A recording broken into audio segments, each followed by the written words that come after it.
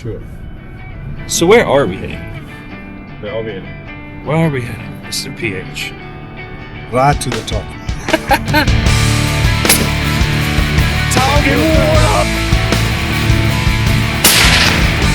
This is what absolutely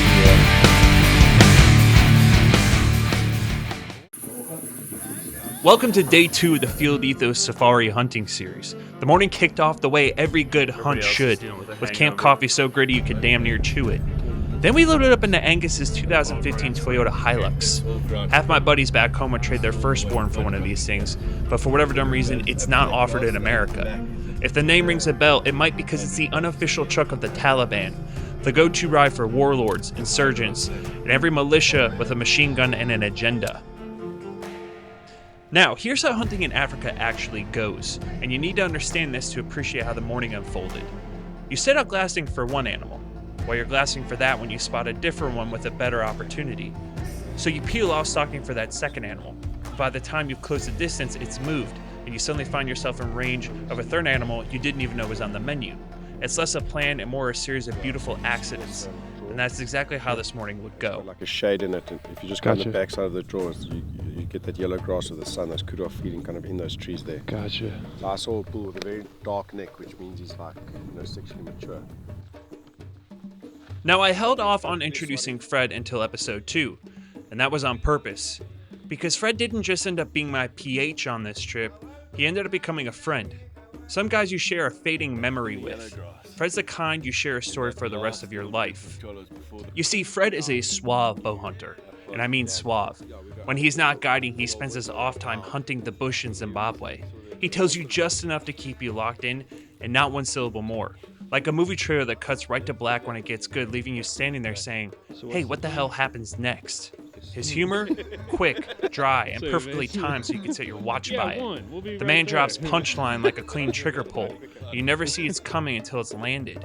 Half the time I wasn't sure to laugh or take notes.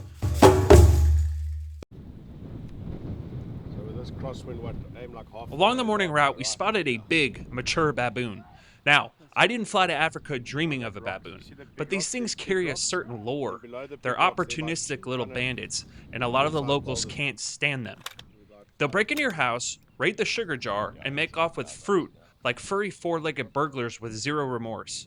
With Fred and Angus on the glass calling it out, I lined up on a male perched at the top of the rocks, but baboons are so small, twitchy, and fast, and the shot just wasn't there. It wasn't clean, and it wasn't ethical, so I let it ride, and we kept moving. Headed out on our own trail.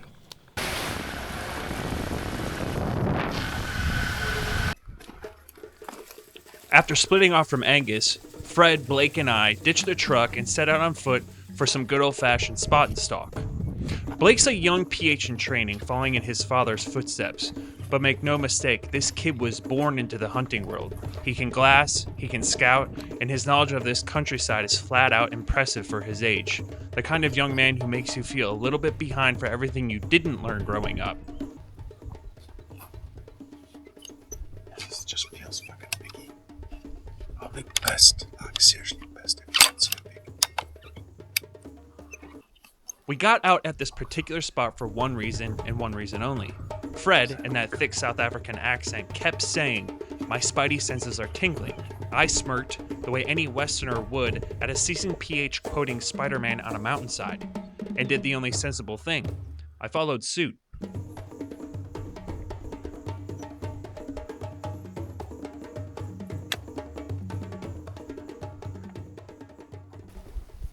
There's no ways it can just be the baby. Stay right behind us. Gotcha. My right shoulder. Because I see sideways movement quite quickly. Walk straight on. Interesting, okay.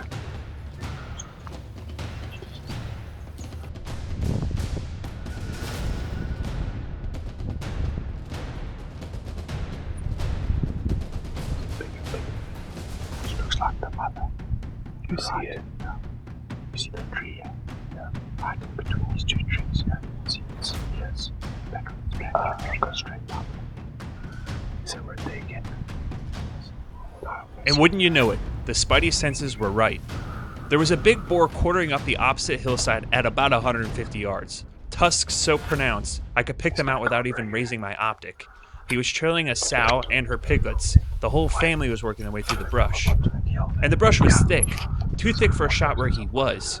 But Fred, running on that PH instinct, read the terrain and pointed me to a gap about 40 to 50 yards ahead, where he was sure they would step out into the open.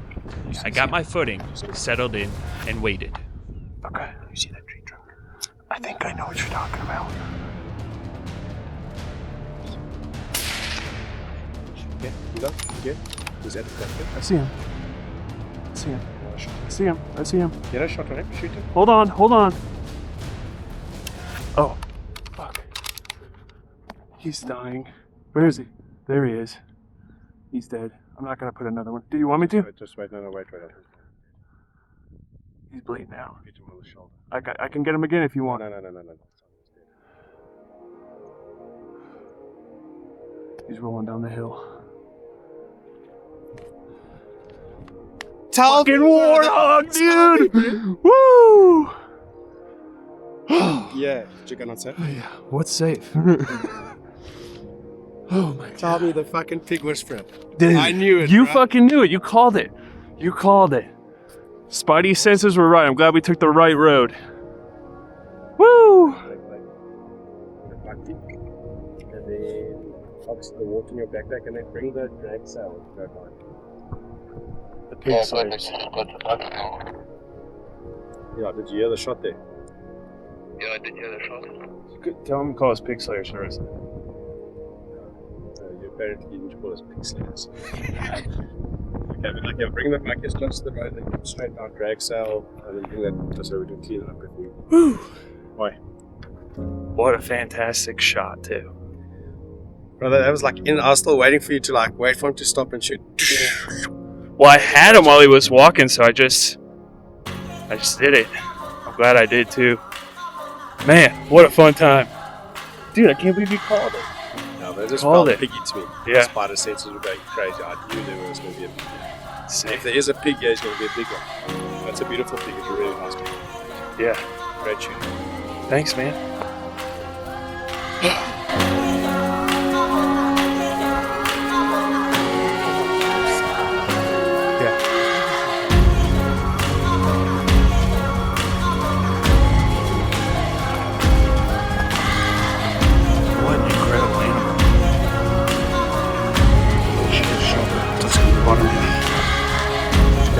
But this is what cuts you if you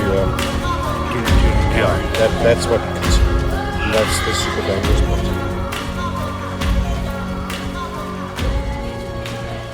What a time in Africa. Yeah. Rub it. Smells a bit like cotton candy. That's like burnt caramel smell. Cotton candy? Like burnt cotton candy. Really? Yeah. Why is that? What the? That is crazy. It smells like burnt cotton candy or like kettle corn. Yeah. Holy cow. It's a trick I got taught, and now I tell everyone, and everyone's like, no, you're playing a game with me. Yeah. Look at that. By the way, this rifle is incredible. Hill Country Rifles. All the way from Texas. I shot it with this Hill Country Rifle 300 Win Mag. Yeah. 300 Win Mag, yeah. Yeah. What an awesome rifle. I'm not going to lie. Absolutely killed it with this thing. With the boar down and a quick field biology lesson courtesy of Blake, we gutted him and headed back to camp, chins held high. Waiting for us, warm South African sweetbread and ground kudu. Picture a sloppy Joe that escaped the school cafeteria, discovered real seasoning for the first time in its life, and came back as something you'd actually order on purpose. Wild game with bread that somehow toes the line between a dinner roll and dessert. Over lunch, we got to talk about what I wanted to chase next, and I kept circling back to one thing, the blue wildebeest. I'd watched a couple other guys bring one into camp, and those animals just plain mesmerized me. I was hooked. So Fred does what Fred does best. He loaded up for an excursion. So where are we headed? Where are we at? Where are we headed, Mr. PH? Right to the top. To the top of the mountain here. So probably about 6,000 feet, maybe going towards 7,000 feet. Okay. And we're going to go look for some blue wildebeest at the top. Got it. Maybe some zebra. Some zebra. Zebra. That's the first time he's ever said it like that, I promise you guys. What are those? Springbok. Oh, it's the same ones. It's beautiful out here.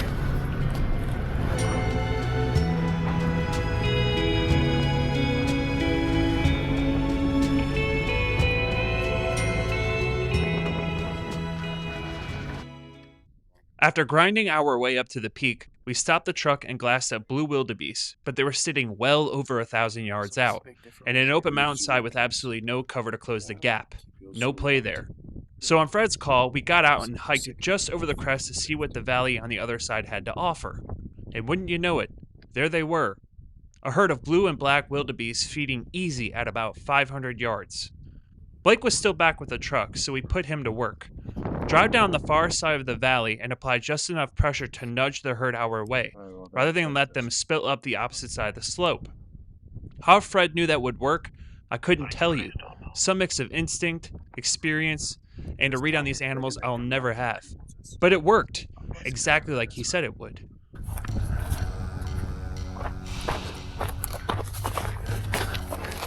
Okay, sit down. Hold this.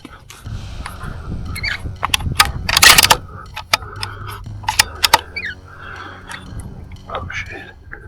Just that's such a slow. Which one? Just wait.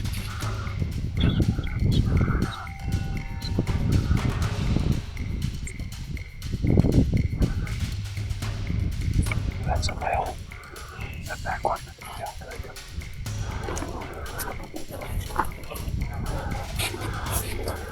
Just keep coming out. It's a good way. That's a male. It's a good way.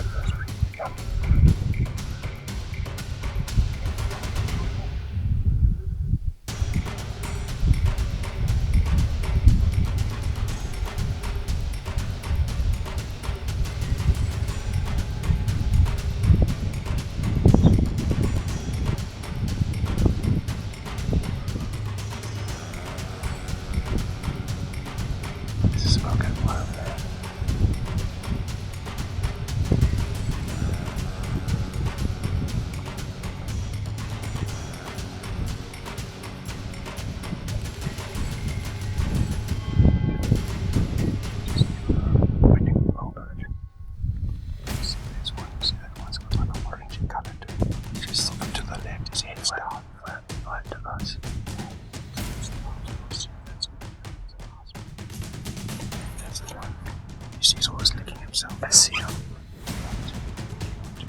I'm on to him. I'm on to him.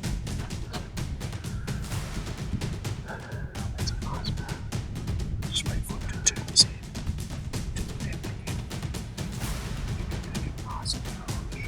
Okay, just right. Just a chin.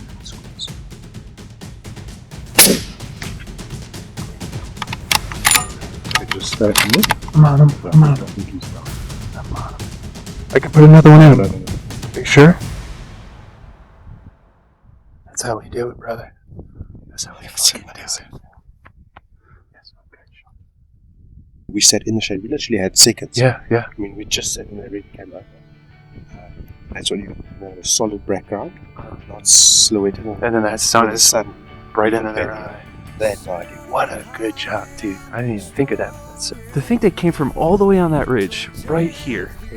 Come on, man. Thank you so much. Congrats. Thank you so much. Good job out there. You played a big part in this. That old bull with his sun-worn patina horns will live forever in my memory as long as I draw a breath.